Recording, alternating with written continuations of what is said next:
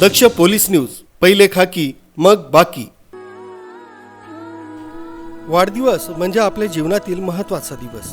मग हा दिवस साजरा करण्यासाठी फटाके बॅनरबाजी करून आम्हा पैसा खर्च केला जातो।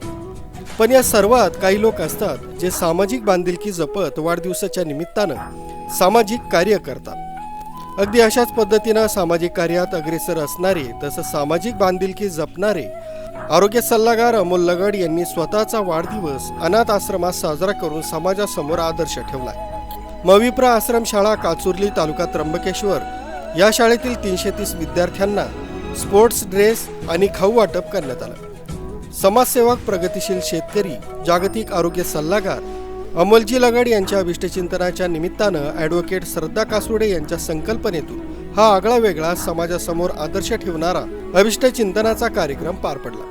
यावेळी विद्यार्थ्यांनी देखील लेझिम खेळून आरोग्य सल्लागार अमोल लगड यांचं जंगी स्वागत केलं।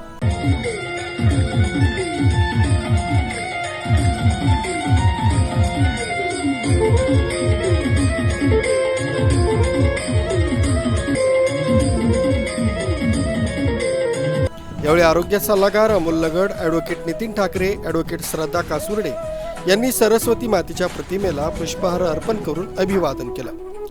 तसंच दीप प्रज्वलन करून वाढदिवस कार्यक्रमाला सुरुवात करण्यात आली। यावेळी व्यासपीठावर मान्यवरांचा ॲडव्होकेट श्रद्धा कासुर्डे यांनी सत्कार केला।